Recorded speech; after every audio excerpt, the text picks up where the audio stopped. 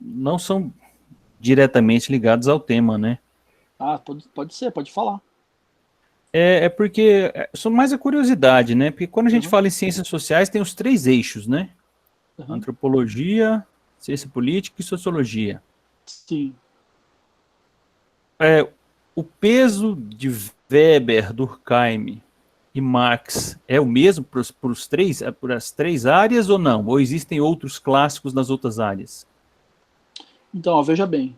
É, primeira coisa, essa divisão, a gente poderia dizer que ela é pós, né, esses autores. Né? Esses autores não fazem essa divisão no momento histórico em que eles produzem, que é predominantemente o século XIX, ali, final do século XIX e início do século XX, essa diferenciação ainda não estava consolidada como está hoje no início do século XXI e como foi predominante ao longo do século XX.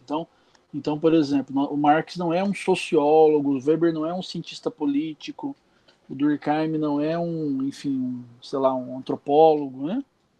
Então, esses três autores eles são apropriados de forma diferenciada nessas três áreas do conhecimento.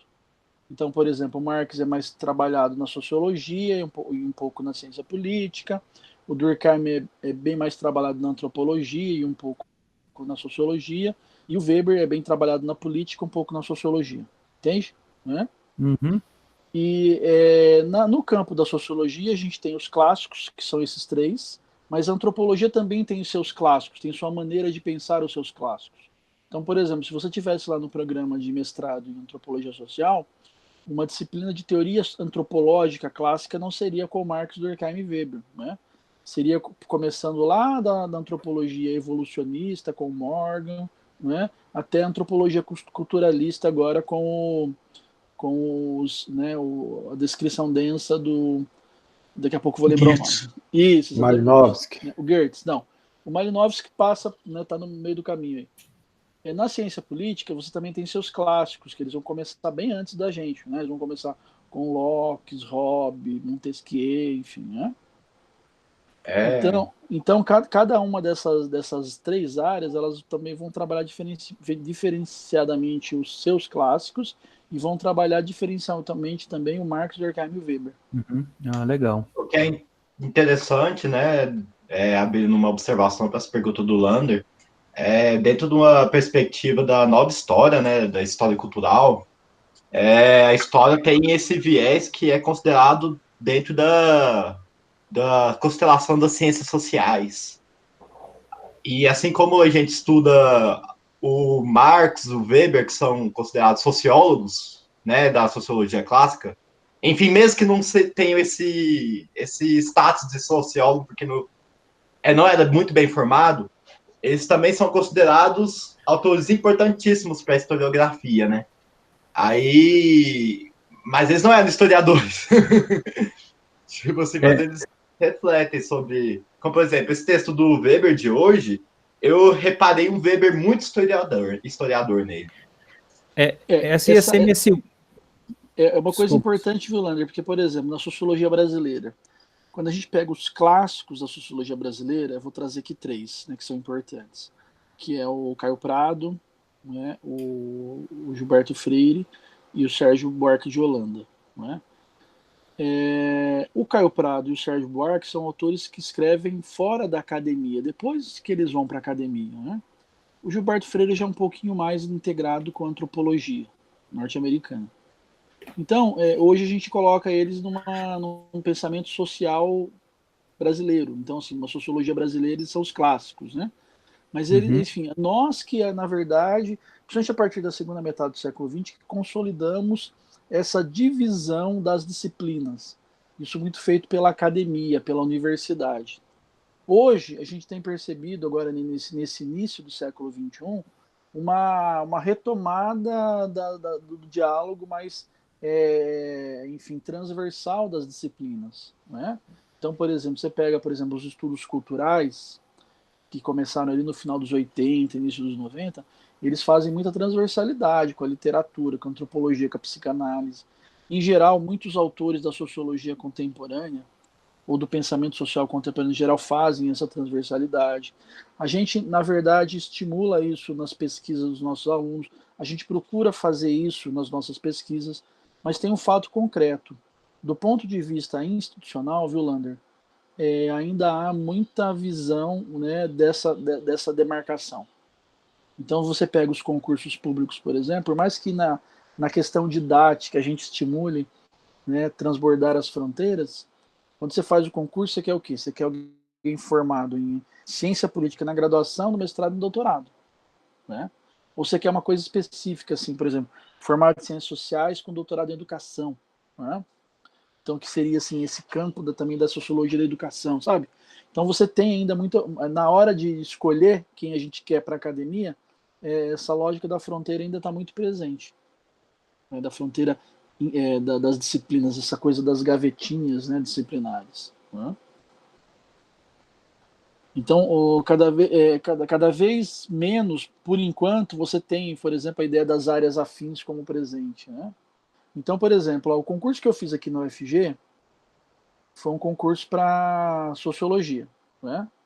E teve um candidato, que eu me lembro, que teve a candidatura dele impugnada. Por quê? Porque apesar dele ter uma boa produção em sociologia, o doutorado dele era em outra área. Só que assim, é um doutorado feito na Alemanha, ele escreveu uma tese em alemão, enfim, seria tudo de bom para o programa, né? Mas, enfim, os termos regimentais da universidade, da própria faculdade, enfim, né, o edital daquele concurso exige, enfim, né, um doutorado em sociologia, né?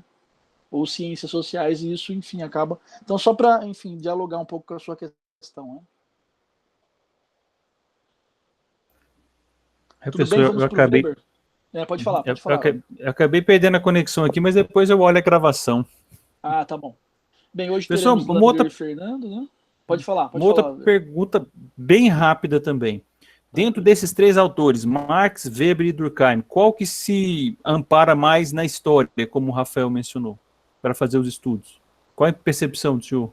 A sociologia weberiana ela é muito pautada pela história, a sociologia marxiana, né, o pensamento social weberiano. Vou trazer aqui, né, ampliando, o pensamento social weberiano de Weber, na sociologia compreensiva, é muito pautada na história. O pensamento marxiano, enfim, do materialismo histórico também é muito pautado na história. De Durkheim, o próprio Durkheim, que pensa essa lógica mais da linearidade em direção ao progresso, né, enfim, está muito pautado na história. Difícil dizer, não é? Agora, o Weber, de fato, Tá parece ok. talvez apareça mais nesses textos que eu selecionei para vocês lerem na aula. Então pode passar a impressão aqui na disciplina que o Weber tem um tom a mais aí de história, mas o Marx também está muito pautado na história, né, na filosofia, entende? Uhum. Mas Tá joia, obrigado. o Weber faz muitos estudos históricos, inclusive comparativos, viu, Lander? Então, como eu falei já, acho que na aula anterior, ele faz, por exemplo, um estudo comparativo entre a agricultura europeia com a agricultura no Oriente, daí ele faz todo um resgate histórico, ele faz todo um resgate histórico das religiões, né? Quando ele vai pensar, por exemplo, a questão do protestantismo, lá na ética protestante, ele faz todo um resgate histórico da reforma, tá bom? Então, assim, tem muita história, né? Talvez fique mais presente aqui no Weber, que talvez os textos que nós selecionamos do Weber traz mais esse tom. Agora, tem muita história também no Marx, muita filosofia, entende? E também no Sim, próprio Durkheim. tá joia. Então, são autores que não estão pensando dentro dessas dimensões, né? Inclusive, muitos professores meus, ao longo da minha formação, falavam, olha, eu sou cientista social. Eu até gosto mesmo de me colocar como cientista social, assim, mais do que sociólogo, né? Porque eu, por exemplo, que sou mais do campo da sociologia da cultura, eu estou dialogando muito com a antropologia. E como eu estudo o tema das religiões, das culturas juvenis, eu dialogo muito com a história também, com outras linhas, assim, com outras disciplinas. Então, eu, por exemplo, fico muito na fronteira. Inclusive, eu fui dar uma entrevista para a rádio agora semana passada, eu falei, eu sou cientista social, daí escreveram lá, né, cientista político, que não é tão comum, né, ou é sociólogo, ou é cientista político, historiador, daí cientista social não é muito comum falar, né, mas eu prefiro ser chamado de cientista social. Mas o concurso que eu fiz para o FG é um concurso da área de sociologia, né?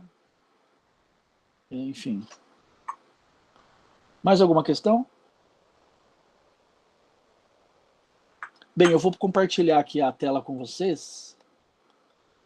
Hoje eu não fiz um slide tão bonitinho como o da semana passada, colorido. Estava menos inspirado hoje do ponto de vista da estética, tá bom? Não do conteúdo, hein? Então, tá, eu vou compartilhar aqui a tela, não vou conseguir mais ver o chat, então se tiver alguma coisa para me falar, digam-me pelo microfone. Né? Bem, hoje nós vamos discutir muito a questão da dominação e poder em Weber, o tema da burocracia.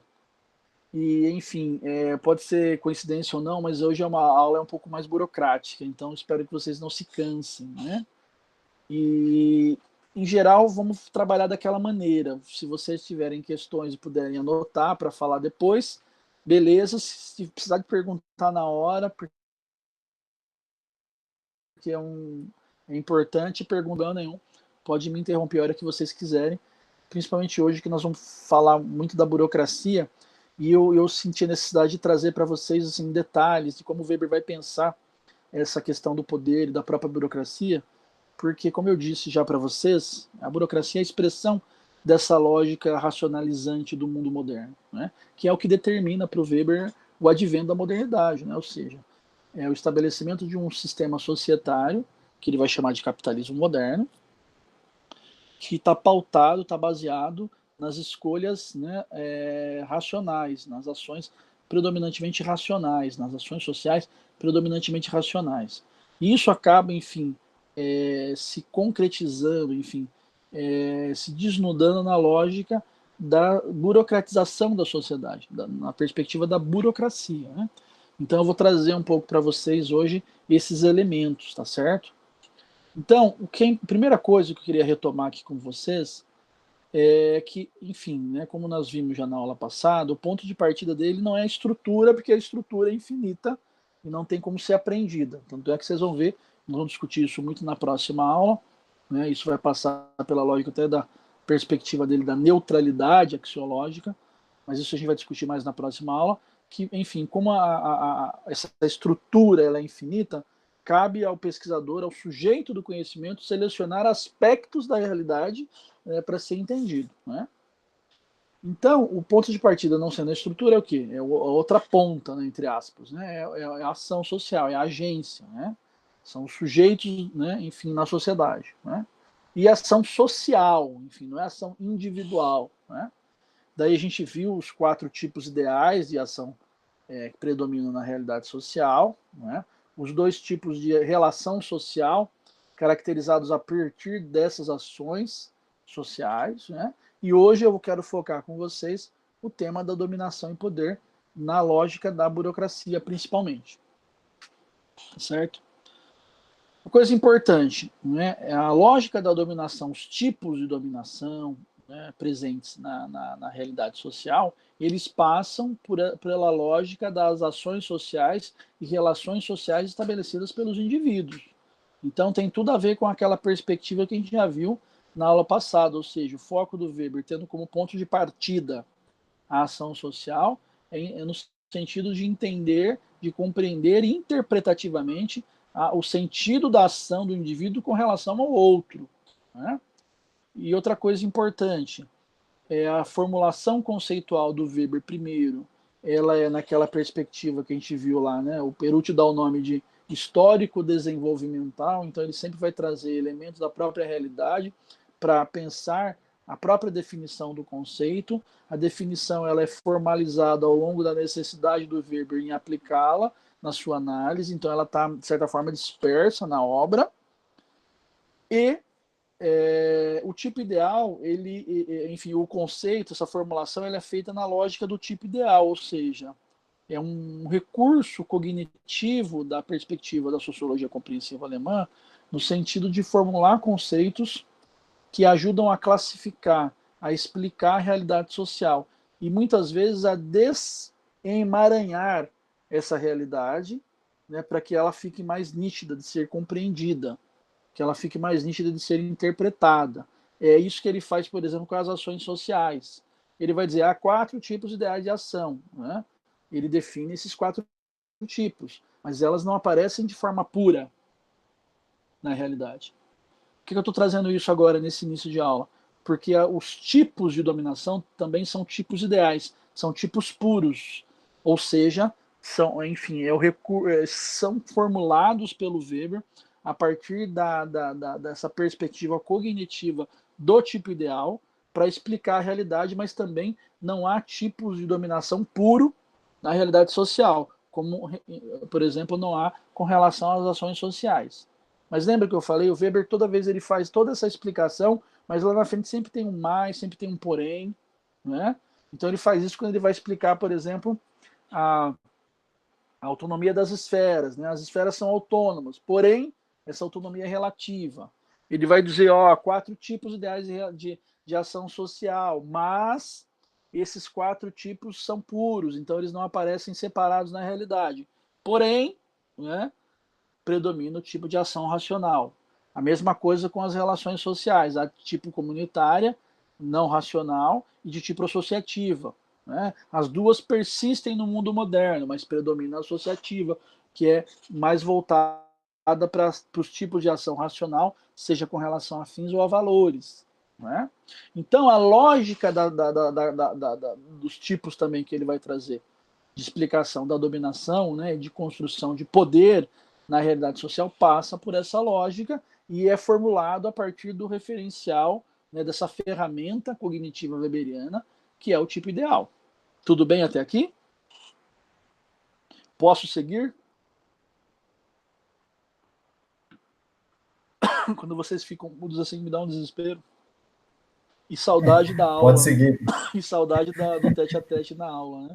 Porque na aula a gente faz uma roda, a gente briga. Só não pode ter guariroba, né, gente? Vai em frente, professor. Brincadeira por conta da tranquilo. briga que teve lá em Goiás, né? A guerra da guariroba, mas enfim. Vamos lá. Vou seguir, então. Então, dominação. Primeira coisa, ele vai falar em tipos e ideias de dominação, mas qual é a definição de dominação para o Weber? Porque, enfim, não é? O Weber ele tem uma perspectiva de pensar a dominação. Né? E qual que é, enfim? Né? Predominantemente, enfim, né, não é só isso, mas um ponto de partida importante para entender dominação e poder no Weber é essa definição que ele traz da dominação. Não é? Que é, enfim, nas palavras do próprio Weber, eu poderia ter colocado entre aspas aqui, esqueci, né? Mas abre aspas aí, né? Eu vou ter que colocar aqui, aspas, né? É a probabilidade de encontrar obediência para ordens específicas. Olha que interessante, como o Weber... eu acho interessante trazer algumas coisas do Weber, que ajuda a entender como ele pensa, né? Como é essa construção da própria sociologia compreensiva, isso também tem uma referência no próprio Simmel, no próprio Ferdinand de Tunis, né? Então, ou seja, dominação, a probabilidade passa pela probabilidade de encontrar obediência para ordens específicas, né, presentes na realidade social. Então, essa é a definição inicial, né? É o primeiro passo para entender a dominação em Weber. Outra coisa importante da definição dele, ele vai dizer nem todas as formas de dominação elas possuem fins econômicos. Por que esse complemento é importante? Porque o Weber vai dizer lá na definição dele dos tipos ideais de ação social que no mundo moderno predominam os tipos de ação social com relações afins. E, consequentemente, as relações sociais de tipo associativas, né, nelas que predominam da realidade, predomina o tipo de relações associativas, né, com relações afins. Qual é o grande exemplo de tipo de relação associativa com relação a fins? A empresa, o negócio, certo? Essa é, inclusive, uma definição do Weber que me ajuda muito a pensar hoje o próprio campo religioso brasileiro. E quando eu, por exemplo, defino uma boa parte do pentecostalismo evangélico como igrejas-negócio, não é na ideia, né, de fazer uma formulação pejorativa com relação a essas instituições religiosas, mas no sentido mesmo de apresentar uma explicação compreensiva do funcionamento dessas religiões. Né? E elas funcionam como negócio. Né?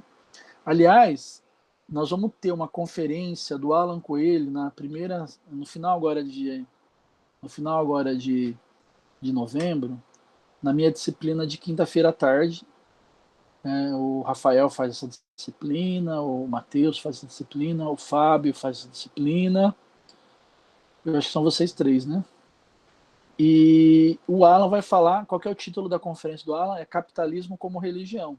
Que daí já é uma outra vertente que se inspira no Weber, mas é de uma vertente mais ligada ao materialismo histórico dialético, na perspectiva da escola de Frankfurt, né, benjaminiana, que vai dizer, olha, além disso, o próprio capitalismo ele funciona como uma religião cultual, uma religião, enfim, de culto ao dinheiro, uma religião de culto permanente e de culto culpabilizador. Né? Essa formulação do capitalismo como religião, ela é feita pelo Benjamin, muito inspirada na leitura dele do Weber. Ele avança, né, em outra direção ao Weber, e quando eu falo avança, não significa que melhora ou piora, né?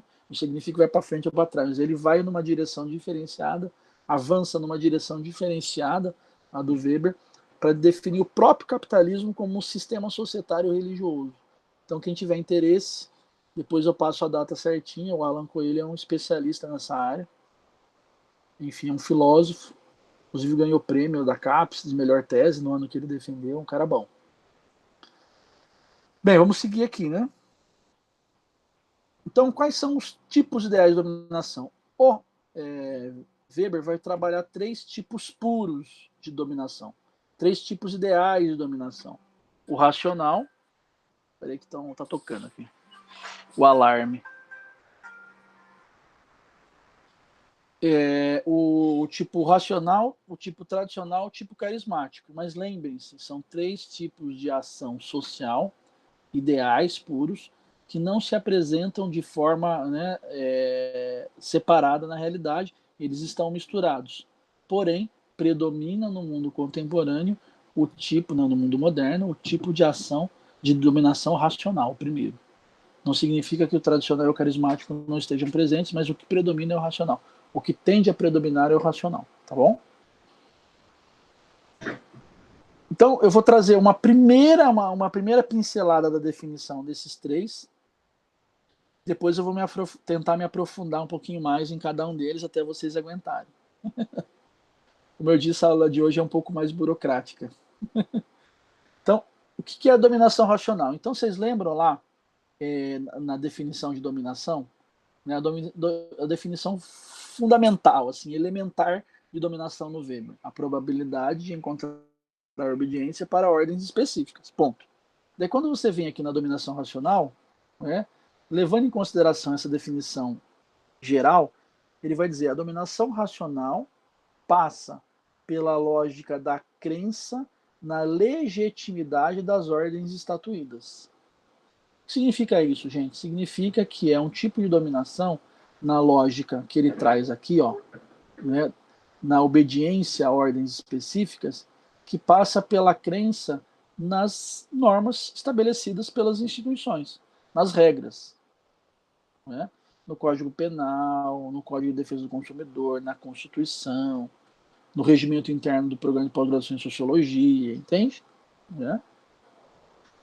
Essa dominação, ela é indireta, né? Ela é baseada nos estatutos, né? nas normas, né? nas constituições, e é de ordem pessoal. Né? Um exemplo que eu trago aqui, né? Um exemplo de dominação racional, é o exemplo, por exemplo, das medidas do governo em geral, por exemplo, as medidas do Banco Central com relação à economia.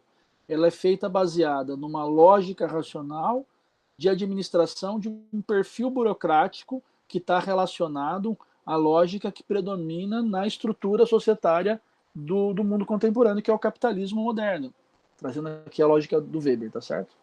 Então, essa é a primeira pincelada de dominação racional. Daqui a pouco eu vou aprofundar ela aqui.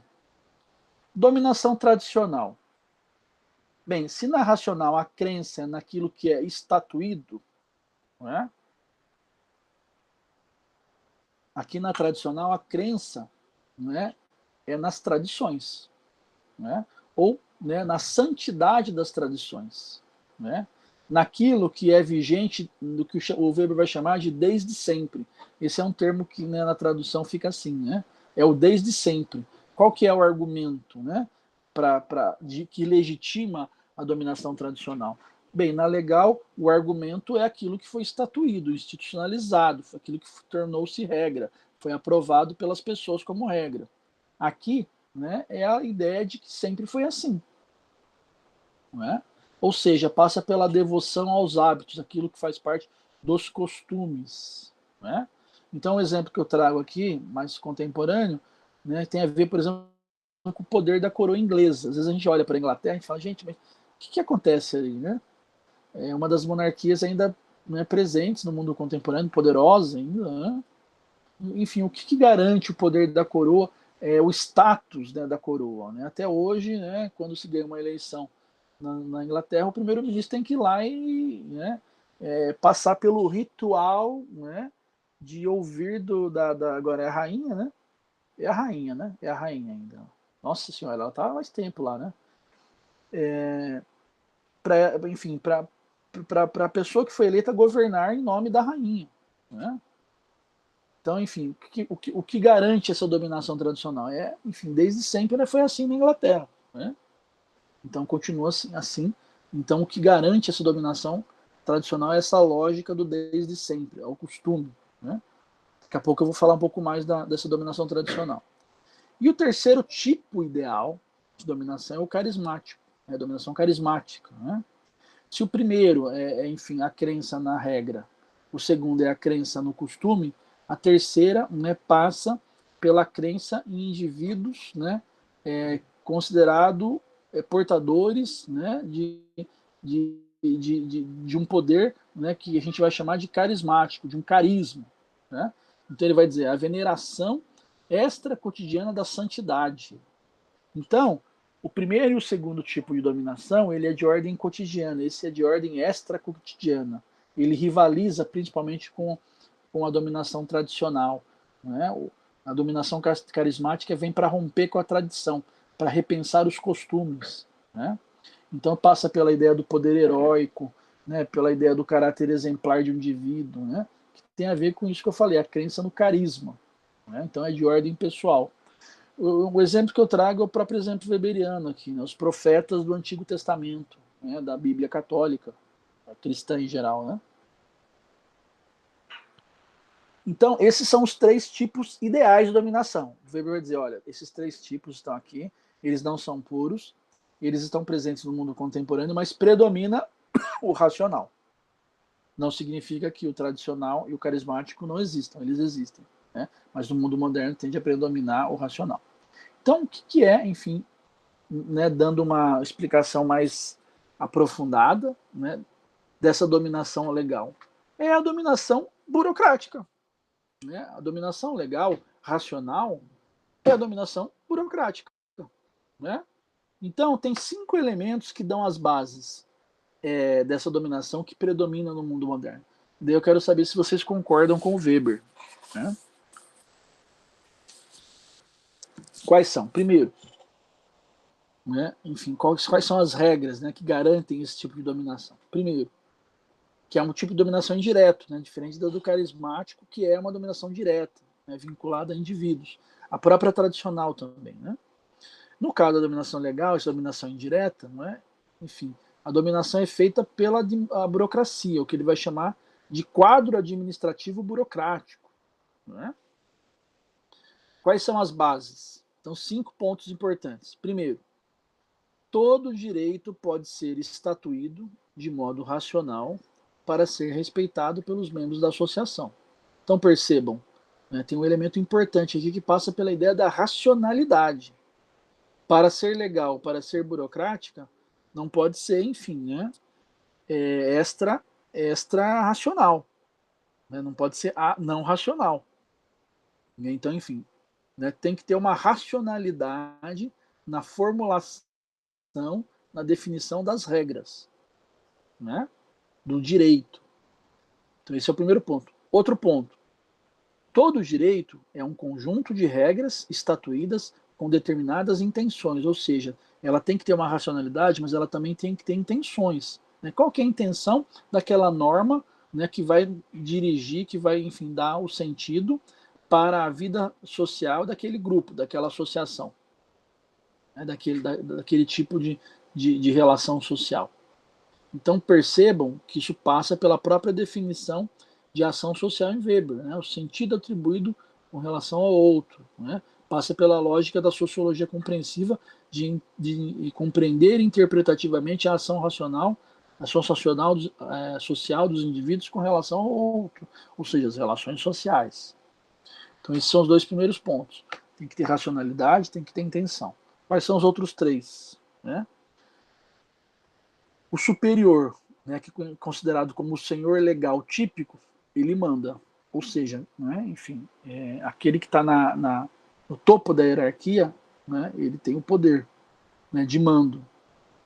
Quarto ponto, quem obedece, né, apesar, né, do superior mandar, não obedece exatamente ao senhor, ao superior, ao senhor legal típico. Obedece ao direito estatuído. Então, vou dar um exemplo. Eu sou professor da UFG, então sou funcionário público veiculado a uma instituição que é a Universidade Federal de Goiás. Nós temos um reitor. O reitor manda, ele é o superior, ele é o meu senhor legal típico. Eu obedeço, né, ao reitor, mas indiretamente. Que na verdade eu não devo obediência ao Edivar, que é o atual reitor. Eu devo obediência ao estatuto da UFG, que normatiza a profissão docente, cujo reitor, né, enfim, está no topo da hierarquia da dominação, do mando. Né? E o quinto elemento é, os membros da associação, ao obedecerem à figura do superior, obedecem, na verdade, às regras estatuídas. Né? Ou seja, as ordens são impessoais. Então, esse quinto elemento, na verdade, é ratificando esse C e esse D. Né? Ou seja, a obediência, a minha obediência, por exemplo, na UFG, né, que passa pela obediência ao reitor, né, ela está dentro da competência objetiva e, portanto, racional, né, que foi atribuída às ordens, ou seja, aquilo que está inserido no próprio estatuto. Ou seja, o reitor não pode me obrigar ou me mandar fazer algo que não esteja dentro daquilo que está estatuído. Então, por exemplo, a gente teve um grande embate agora na pandemia, por conta enfim, qual foi a grande polêmica, uma das grandes polêmicas da UFG agora na pandemia? Foi, enfim, a definição do ensino remoto emergencial, né? Considerando que os docentes da UFG, em sua maioria, foram contratados, concursados para oferecerem ensino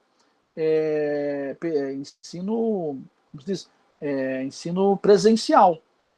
Então teve esse debate, olha, eu não estou preparado, eu não fui contratado para apresentar um ensino que não seja presencial. Né? Então, o que a universidade fez? O reitor não mandou uma cartinha para mim, eu veio aqui na minha casa e falou, olha, Flávio, agora eu, como reitor, exijo que você dê aula remota para os seus alunos. Não foi assim que funcionou. A universidade se mobilizou, organizou uma nova norma, né, impressa na ideia do ensino remoto emergencial, e a partir dessa norma aprovada, ela foi estatuída e me obrigou a estar aqui hoje com vocês oferecendo ensino à distância, no modo remoto emergencial. Então foi feita uma regra nova, que foi, enfim, provisória até o final da pandemia, que não é, enfim, o estabelecimento do EAD, né, porque o EAD tem outra metodologia, mas deram um outro nome, né, criaram uma coisa nova, mas tudo dentro daquilo que foi, né, que foi construído em termos de normas, entende? Então essa é a diferença, né, e é a característica fundamental da dominação legal. Ou seja, o reitor não decidiu sozinho que ia ser assim.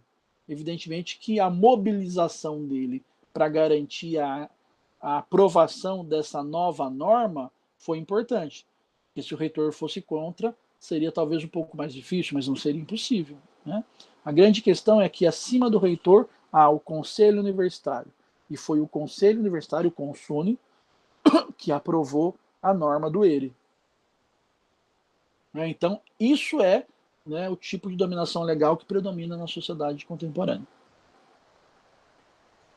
Daqui a pouco a gente volta a esse exemplo para eu mostrar para vocês elementos da dominação tradicional e carismática que garantiram o EIRE na UFG, tá bom? Mas eu não vou entrar agora, porque eu primeiro quero terminar de definir a dominação legal, né, o tipo puro de dominação legal, para trazer o de dominação tradicional e carismática, e depois a gente volta a embaralhar, porque a realidade ela está embaralhada, né? Como eu disse, o tipo ideal, ele ajuda a classificar, porque ele ajuda a desemaranhar, né? Ele ajuda a classificar, né, a separar, mas na vida real, o Weber já deixa evidente, né, esses tipos ideais não são puros, porque eles estão, enfim, intercruzados na vida, em sociedade, apesar de predominar a lógica da racionalidade. Deixa eu só abrir aqui um pouquinho a janela, que parou um pouco de chover. Categorias fundamentais da dominação racional, da dominação legal, da dominação burocrática, né? Então vamos lá, algumas características, né? Uma delas, o exercício contínuo de determinadas regras e funções oficiais. O que significa isso? Então eu vou continuar aqui no exemplo da universidade, tá? Se vocês enjoarem, vocês propõem outro exemplo. Então, o que significa? Significa que, enfim, a cada 4 anos nós temos a eleição do reitor. Mas não muda a Constituição da UFG, o Estatuto da Universidade Federal de Goiás, ele não muda a cada 4 anos.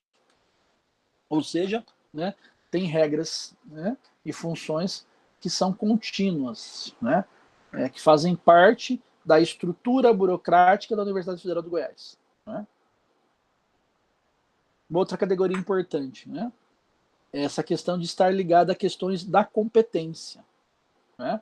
Ou seja, âmbito da objetividade limitado, atribuição de poderes de mando e, né, também a questão da limitação fixa dos meios coercitivos. Então, como eu falei, por exemplo, o reitor ele manda, né, ele é a autoridade máxima da universidade, né? Mas a estrutura burocrática da universidade limita, né, a capacidade de coerção dele sobre eu que estou aqui né, na base da cadeia como professor. Né? O que mais? Né? Princípio da hierarquia oficial. Então é isso, né? Tem uma hierarquia. Né? Então você tem o reitor, o pró-reitor, os diretores de faculdade, não é isso? Né? Os coordenadores de curso. E assim também funciona na empresa, na igreja, na escola, na própria família. A própria família tem uma certa hierarquia. Né? Presença das regras. Né? São regras técnicas, né? Ou normas. Né? Há uma necessidade de qualificação profissional com relação ao quadro de funcionários. Né? Então, por exemplo, eu como docente, né, para fazer o concurso, eu tive que apresentar uma série de documentos que comprovassem a minha qualificação profissional para ser professor da UFG. Então, enfim, tem que ter doutorado em sociologia ou ciências sociais. Daí eu vou lá, apresento o diploma. Né? Tem que ter graduação em ciências sociais. Vou lá, apresento o diploma. Tem que ter um número mínimo de publicação em revistas qualis. Daí eu vou lá, apresento, né, o Lattes, né, com a comprovação dos artigos. Né? Ou seja, tem todo, né? Então, como tem uma passagem do Economia e Sociedade que ele vai dizer, os funcionários, entre aspas, né, porque daí está, né, no geral, constituem tipicamente o quadro administrativo de associações racionais. Né? Então, toda associação racionalizada no mundo contemporâneo é composta por um quadro administrativo profissional, especializado, qualificado. Tá certo? O que mais? Né? Aplicação do princípio de separação absoluta entre quadro administrativo e os meios de administração e produção. Esse debate é interessantíssimo. Por quê? Porque esse debate abre um flanco na discussão do Weber com Marx. Né? Porque o Weber vai dizer o seguinte, né? O funcionário, né, o membro desse quadro administrativo, ele não é dono dos meios administrativos. Ele não tem a posse dos meios administrativos. Ou seja, a minha cadeira, né, na sociologia, na Faculdade de Ciências Sociais, não é minha. Eu a ocupo. E quando eu me aposentar ou se eu for dispensado por algum motivo, essa minha vaga será readequada na universidade. Provavelmente vai voltar para a Faculdade de Ciências Sociais, que fará um novo concurso para, né, para contratar um novo professor. Né? Então é assim que funciona, né? Mas não me pertence. Né? E por que esse debate é um debate que contrasta lá no debate do Weber com Marx? Porque o Weber utiliza esse argumento do quadro administrativo para criticar o Marx, quando o Marx defende que no sistema de produção, né,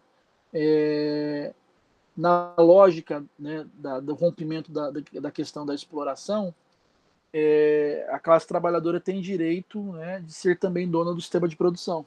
E o Weber vai dizer, olha, o argumento não, assim como na gestão burocrática, né, o funcionário ele não tem a posse dos meios administrativos, né, o trabalhador também não tem, né, enfim, não faz sentido ele ter também a posse dos meios de produção. Então, esse debate, enfim, a partir desse argumento weberiano, né, esse funcionário, ele não é o dono, né, desse sistema administrativo, então, enfim, como ele não é o dono, ele está ocupando uma função, ele recebe uma quantia em dinheiro para esse trabalho, né, que possui uma responsabilidade contábil. Então, enfim, ele está ocupando uma função, ele está desempenhando uma função a partir da sua formação, da sua especialização, ele recebe para isso.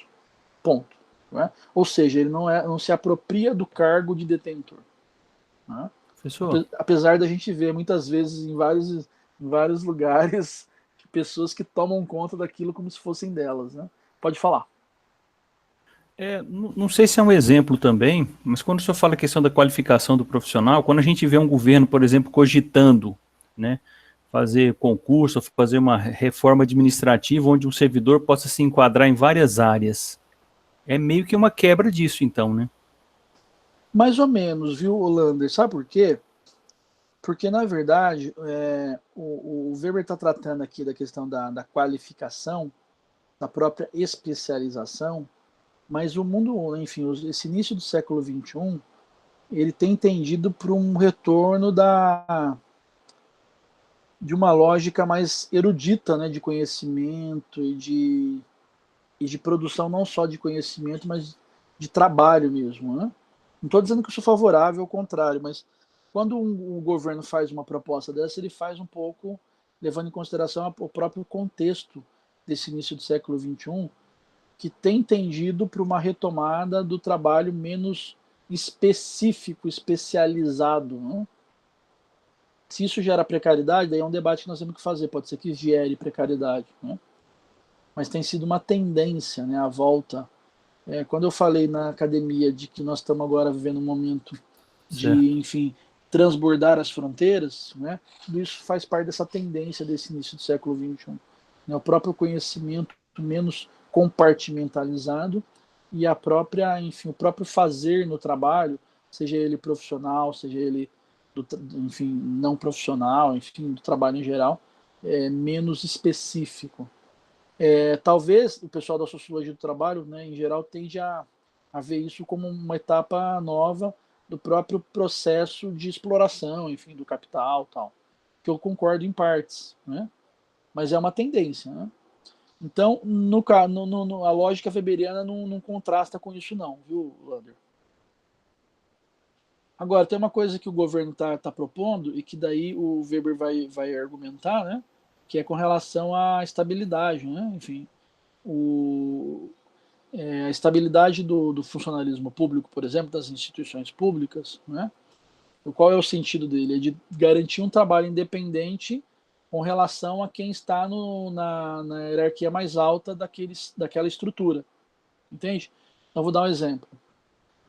Uma coisa é você ter uma estrutura, por exemplo, na universidade, que é garantida por essa estabilidade, então isso vai gerar menos possibilidade de coerção, seja do ministro da Educação, do ministro da Ciência e Tecnologia e do próprio reitor sobre os seus funcionários, né? Porque nós temos uma estabilidade. Sem a estabilidade, essa lógica coercitiva passa a ser mais possível, né? Então, o Weber vai dizer, a estabilidade do funcionalismo público ela é necessária para garantir essa independência no trabalho. Então, eu vou exercer minha função na universidade independente da posição do reitor, que é o cargo máximo da hierarquia do diretor da faculdade. Né? Se eu estiver exercendo dentro das normas da universidade, eu estou cumprindo com a minha tarefa. E a minha estabilidade garante minha autonomia dentro dessas normas estabelecidas, entende? Vou seguir aqui. Uhum. Mais algumas coisas Tá. importantes. Né? Nós estamos falando o quê? Né? Das categorias fundamentais. Como eu disse para você, está bem burocrática a aula hoje. Sobre burocracia o tema, né? Princípio de documentação dos processos administrativos. Como eu disse para vocês, né? Para eu, né, justificar a minha qualificação, eu trouxe um monte de documentos. Vocês, por exemplo, para se inscreverem no mestrado, tiveram que enviar o RG, não sei o que, não é isso? Né? Então, por exemplo, no Brasil o voto é obrigatório, mas se não vai votar, não paga R$3,50. Né? Então, se você quiser votar, você vota. Se não quiser, você vai lá e paga R$3,50 e está resolvido. Né? Agora tem um outro problema. Né? Se você não votou e vai prestar um concurso público ou vai prestar uma pós-graduação, né? Em geral é exigido, né, que se você vai fazer um empréstimo no Banco do Brasil, na Caixa Econômica Federal, essas instituições públicas exigem que você tenha votado e esteja em dia. Então você tem que ir lá apresentar o papelzinho, né, da eleição que você votou. Então não é só o título do eleitor, é toda a comprovação de votação das últimas 3 eleições, por exemplo. Né? E outra coisa, né, última categoria importante, dominação legal, exercida pelo funcionalismo, pela burocracia. Ou seja, o reitor está no cargo máximo da hierarquia da universidade, está, mas ele faz parte da burocracia. Ele também é um funcionário da universidade. Então ele não está fora desse quadro de dominação legal, desse quadro burocrático. Ele faz parte do funcionalismo. E no final das contas, então, quem que domina no mundo contemporâneo? É a burocracia. Na essência, é a burocracia. Não é? Então, o que é essa burocracia? Né? Aguentem aí. Hein? Se tiver muito chato, a gente faz um intervalo antes. Então, o que é essa burocracia? Isso que ele vai chamar ali, né, no início, de quadro administrativo burocrático, ou seja, a dominação legal, racional, burocrática é a dominação do quadro administrativo burocrático. Né? Que ele vai dizer qual é o tipo mais puro dessa dominação legal. Por que ele está enfatizando isso? Tipo mais puro. Como eu falei para vocês, os 3 tipos de dominação eles não se apresentam de forma pura na realidade. Mas quando o Weber se apropria do expediente, da ferramenta do tipo ideal para fazer essa classificação, né, ele encontra algumas características daquilo que ele vai chamar de tipo mais puro de dominação legal. Pode falar. Professor, o senhor já trabalhou muito sobre isso, né? Sobre essa questão, aí eu não deixei de ter essa dúvida. Eu ainda estou um pouco em dúvida sobre o que seria puro e o não puro. Eu sei que o senhor já explicou, mas eu ainda não consegui. Na verdade, não é o puro não puro. Na verdade, quando, assim, eu poderia usar só o tipo ideal, né? O termo tipo ideal. Né? Tipo ideal é o tipo puro. Puro no sentido de que ele tá desemaranhado. Né? Desemaranhado. Porque, enfim, por exemplo, os tipos de ação social são 4, não são? Uhum. Mas eles não se apresentam de forma pura na realidade. Você, Rafael, dificilmente vai ter um tipo de ação que seja puramente racional. Vai ter elementos aí da tradição, né, dos costumes, entendi. e também dos próprios sentimentos, da sua própria afetividade nas suas ações. Uhum. Entendi. Então, isso reflete no tipo de associação das relações sociais que nós estabelecemos, que são predominantemente associativas, mas tem também um caráter comunitário.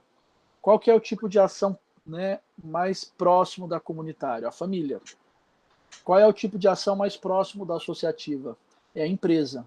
Mas na empresa há elementos da tradição e do afeto também, que normatizam as relações. E na família predomina a tradição e o afeto, mas também há normas, há regras, não é isso? Né? Sim. Há aquilo que pode, aquilo que não pode. Né? Isso passa por uma lógica racional, legal. Isso reflete na lógica da dominação. Né? Então, Quando eu estou falando em tipo puro, eu estou falando em tipo ideal.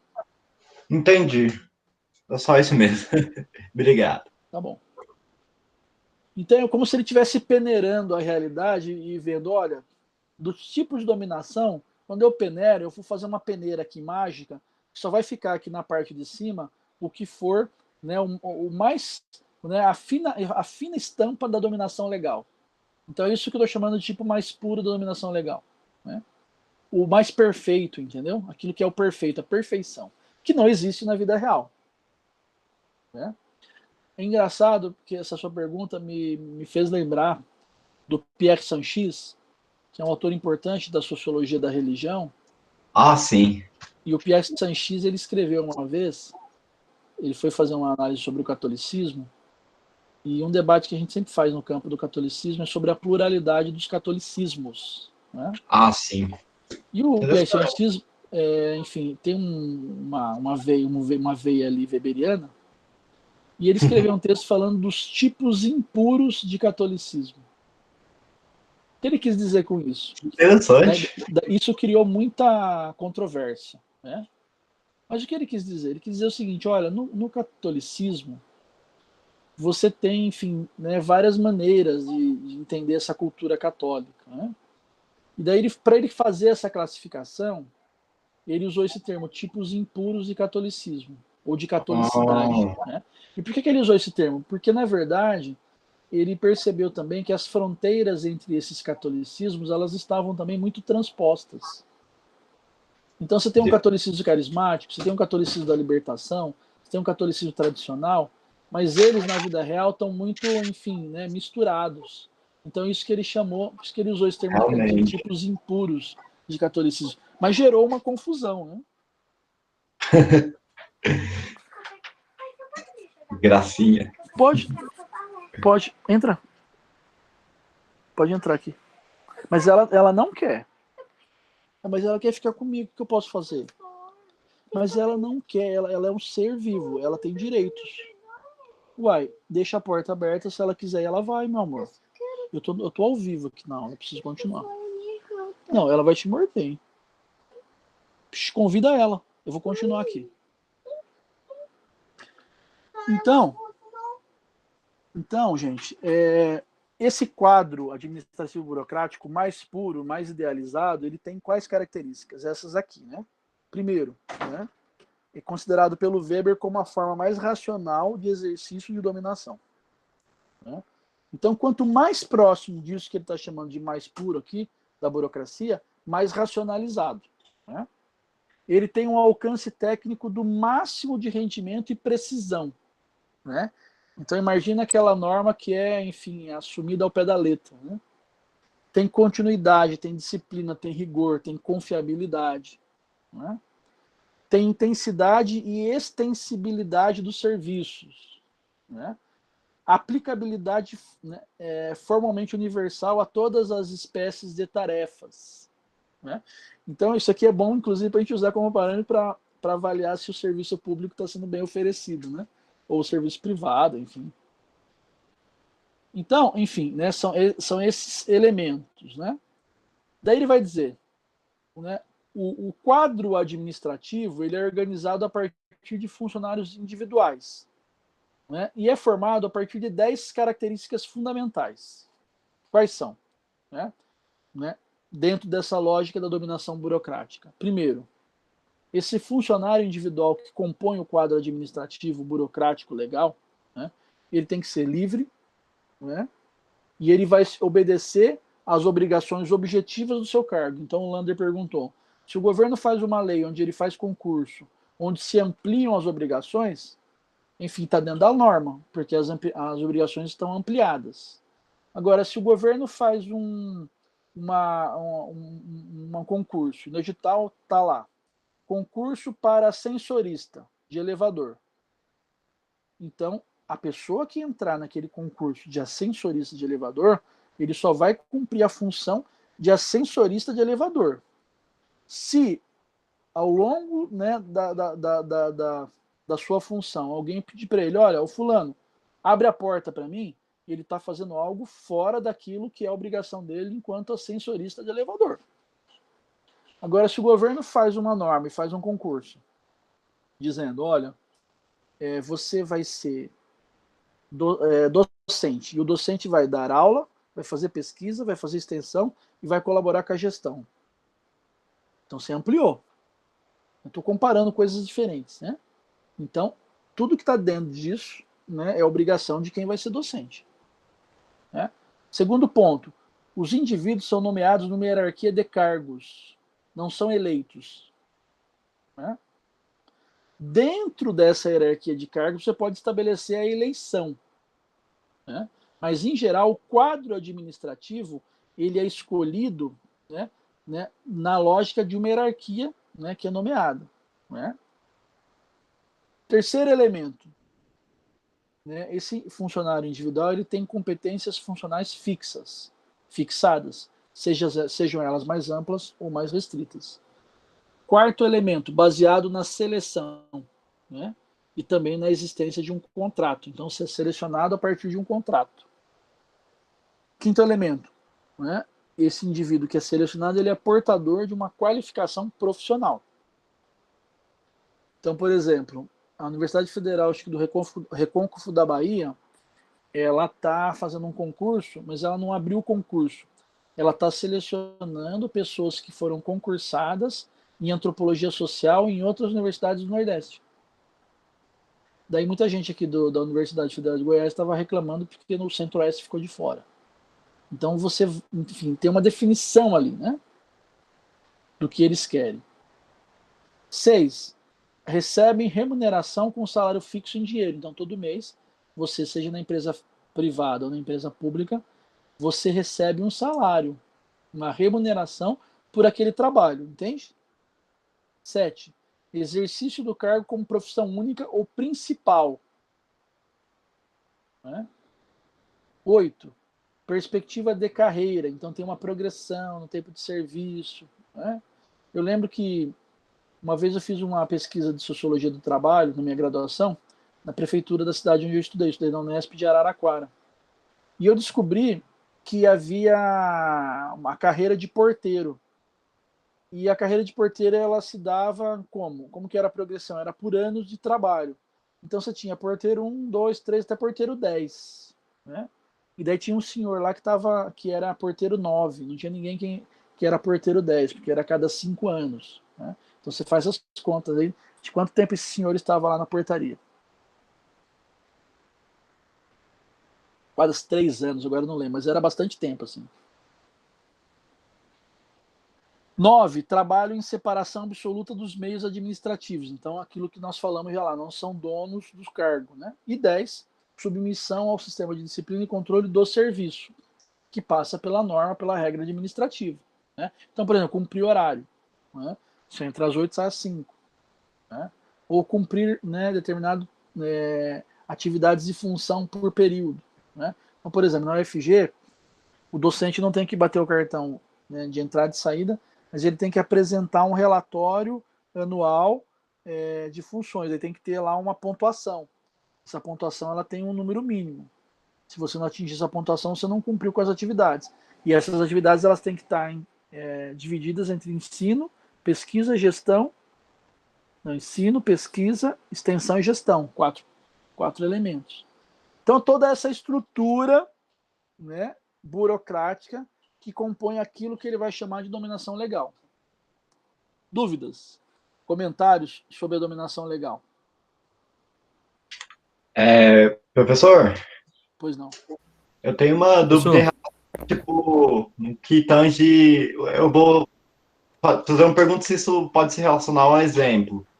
Um caso que seria um tipo impuro, que envolve a dominação racional e a tradicional. Como, por exemplo, temos a Constituição Federal. E a Constituição Federal admite que a lei é igual para todos. Aí tem determinado político que, quando ele é julgado por determinado crime, ele tem certos privilégios. Tá, aí então a lei acaba que não é tão igual para ele. Aí podemos dizer que é uma relação entre a dominação racional e a tradicional, que tem todas essas questões de clientelismo que é comum na sociedade brasileira. Podemos dizer que é que isso pode se situar? Nós podemos dizer, mas o seu exemplo não é o melhor, porque o seu exemplo ainda se baseia, está baseado das próprias dominação legal. A grande questão é o acesso ao direito de defesa, Professor? que passa pela capacidade, enfim, econômica do indivíduo que está, né, tentando se defender. Né? Mas esse elemento da tradição, ele está presente, mas em outros aspectos. Daqui a pouco eu vou trazer alguns exemplos na hora que eu entrar aqui na dominação tradicional. Pois não, Lander. Pois não, Lander. Pode falar, Lander. Não, era justamente pegando o gancho aí na pergunta do Rafael, dessa questão da dominação racional. Tá me ouvindo, professor? Tô, pode falar. Professor? Tô ouvindo. Vocês não estão me ouvindo, não, gente? Por exemplo, a gente tem situações onde o cargo de então, a atividade de médico, por exemplo, o médico muitas vezes ele é concursado, mas ele também pode ter um trabalho fora. Seria essa questão do racional e do tradicional? Não, daí assim, ó, aqui, como eu falei para vocês, o Weber tá trabalhando com tipos puros, né? Mas por que eu trago esse detalhe para vocês? Porque eles nos ajudam a pensar a própria profissionalização dos serviços, sejam eles públicos ou privados. Então, um dos elementos que ele traz olha, a pessoa ela tem que ter aquilo como função principal ou única. Então, por exemplo, um médico que é contratado para trabalhar na unidade básica de saúde na prefeitura do município de Trindade. E que, enfim, no mesmo período que ele deveria estar lá na prefeitura, que seria das 6 da manhã a meio-dia, ele está atendendo no consultório particular dele pelo plano de saúde particular, ele não está cumprindo com suas funções, ele está fora das regras. Então ele precisa ser penalizado dentro das regras legais. Então isso ainda não é dominação tradicional, tá? Uhum. Eu vou trazer para vocês aqui exemplos mais concretos de dominação tradicional. A grande questão é que nós vivemos num contexto social, e por isso que eu trouxe os detalhes aqui da dominação legal, que muitas vezes as regras legais a qual nós estamos estatuídos não são cumpridas por nós. Entende? Isso acontece de forma recorrente. Né? Mas ainda não é exemplo de dominação tradicional. Mas pode ser um reflexo. Por que pode ser um reflexo, Lander e Rafael?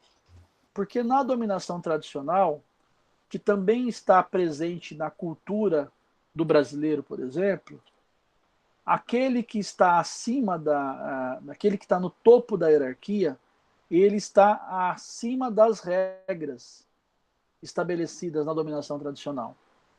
E aí que entra a ideia do que depois vai ser chamado de jeitinho brasileiro, a ideia de que um determinado grupo social ou de uma determinada classe social, a partir dessa cultura de dominação tradicional, se coloca acima da própria regra que ela imprime aos outros.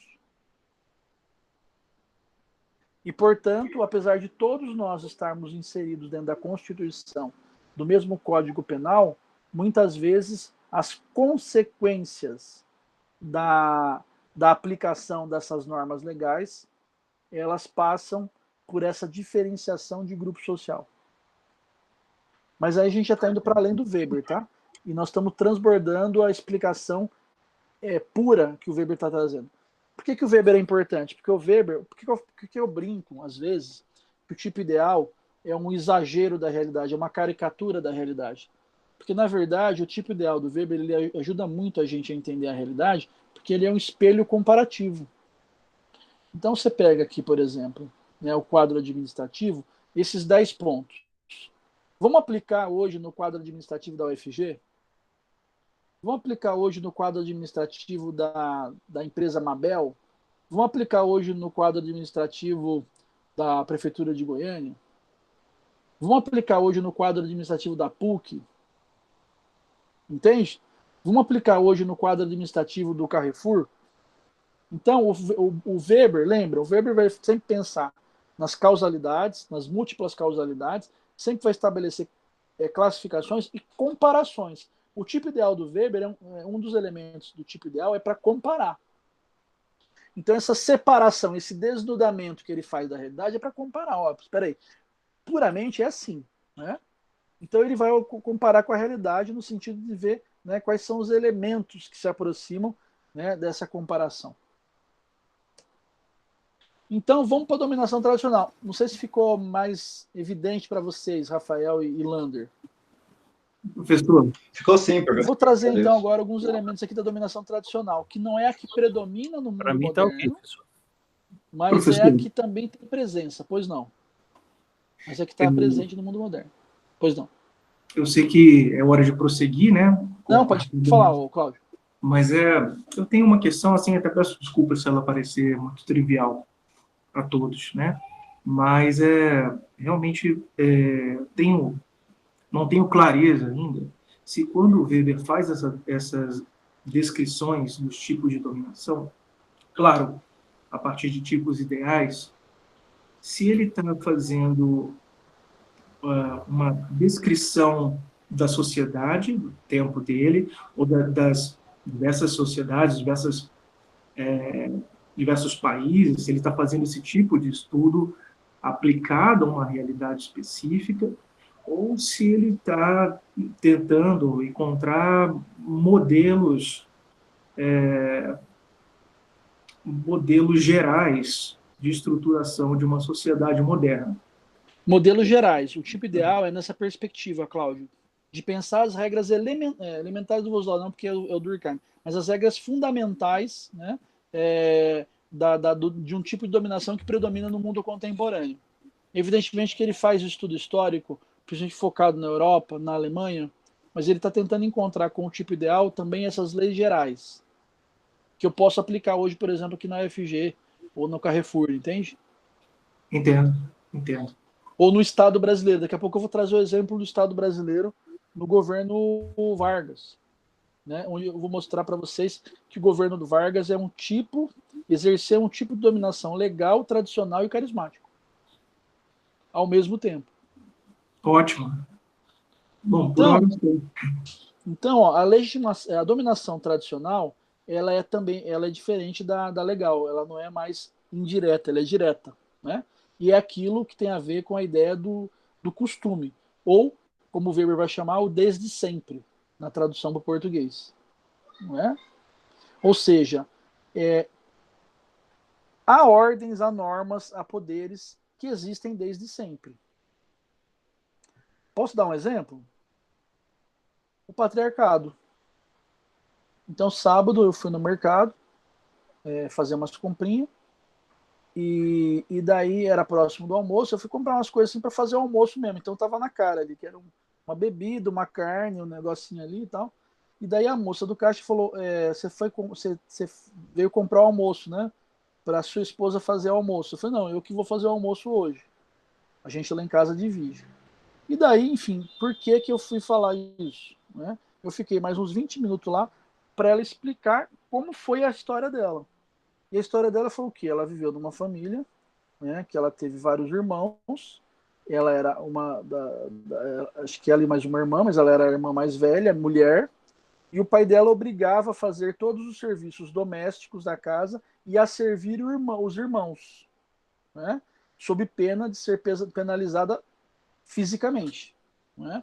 Então, para ela, era incompreensível o fato de um homem, né, e, além de ir no mercado, fazer o próprio almoço. Por quê? Porque ela foi formada num contexto de instituição familiar onde predominava a lógica, né, do patriarcado. O que é o patriarcado? É uma norma de dominação masculina, né, que desde sempre, do sempre foi assim. Esse sempre foi assim, não é passível de questionamento, entende? A dominação tradicional, ela passa por essa legitimação, né? É um costume. O costume é o quê? A mulher na família, ela serve ao homem, e na sociedade também. A mulher na sociedade, ela está circunscrita aos deveres domésticos da casa, e o homem aos deveres, né, da sociedade, né? Então, a obediência, né, do senhor é feita por conta de uma tradição. E esse senhor, enfim, é a figura masculinizada. Então, a dominação tradicional passa por essa lógica direta. Né? Então, não é obediência a uma norma, a um estatuto. Existe algum lugar onde está escrito o que é o patriarcado? Claro, as feministas estão definindo para questionar. Mas tem, enfim, né, a lei do patriarcado no Brasil, lá no governo, né? Dentro de alguma constituição, está aqui a lei do patriarcado. Você tem alguns elementos nas constituições antigas, né, ou seja, que exprimem essa lógica do patriarcado. Por exemplo, né, várias coisas aí em relação ao casamento. Né? Mas você não tem a lei do patriarcado. Ou seja, então não é um estatuto. Né? Mas é, enfim, aquilo que tá na tradição. E a pessoa indicada pela tradição, que é sempre o patriarca. Né? Então, sem superior, mas com senhor pessoal, né? Com servidores que têm fidelidade pessoal a esse senhor tradicional, né? Ou companheiros tradicionais, ou até mesmo súditos, como é o caso da coroa. Né? Então, para a coroa inglesa, todos os ingleses que não são parte da família real são súditos. Né? E eu acho que... Peraí, pulou? Ah, não, pulou não. Qual que são os modos de legitimação da ordem tradicional, da dominação tradicional? Né? Pela tradição que determina o conteúdo das ordens, ou seja, o próprio livre-arbítrio do senhor.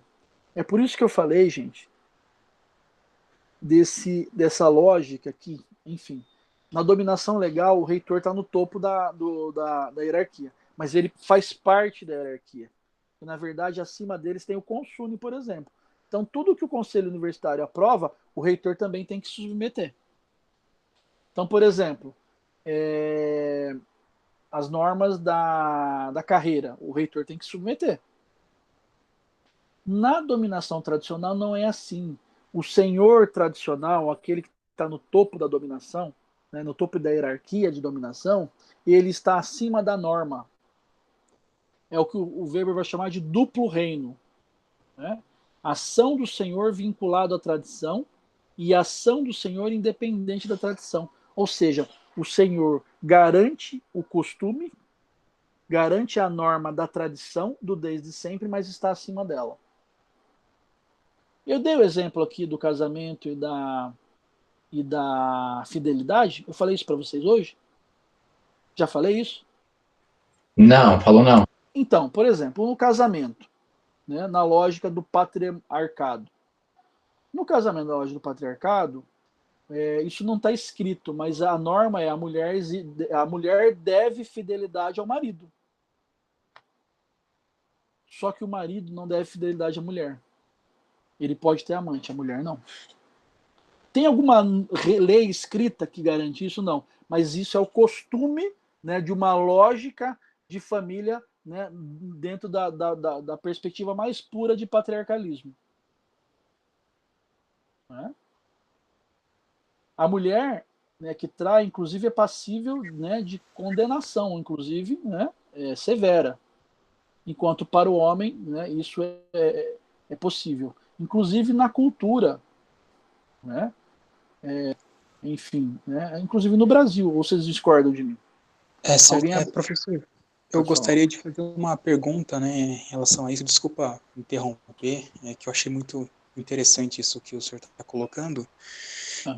O senhor acha possível, por exemplo, nessa questão da dominação tradicional, por exemplo, isso ter um certo peso tão grande e isso passar, por exemplo, até por um ordenamento jurídico, assim, de repente, alguns valores, assim, alguma coisa de dominação tradicional e a gente conseguir ver um tipo de resquício, talvez, não sei se essa é a palavra correta, mas alguma coisa desse tipo.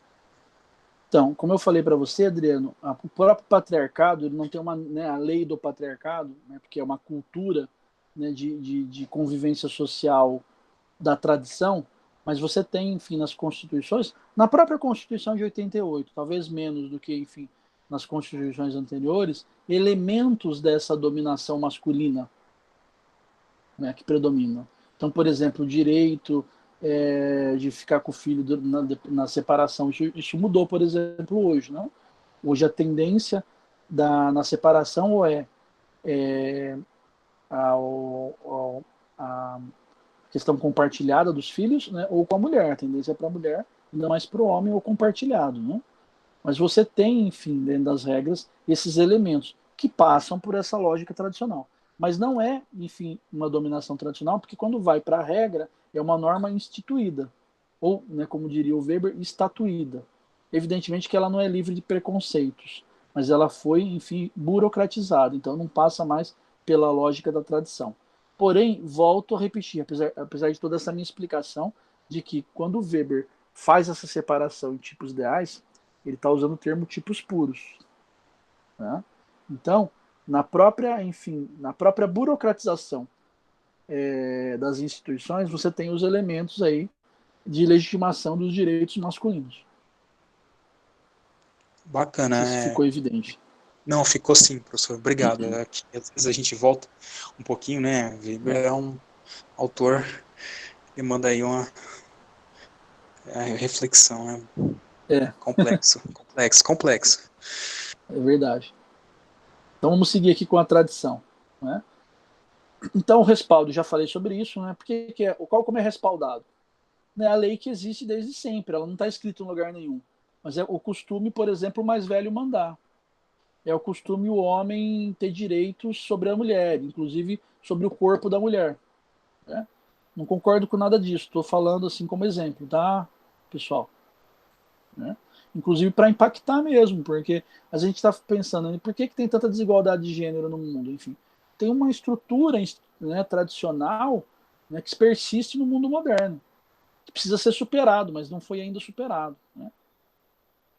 Na lógica da dominação tradicional, há uma impossibilidade de criação de novos direitos, né? Ou de novos princípios administrativos. Ela é rígida, entende? Né?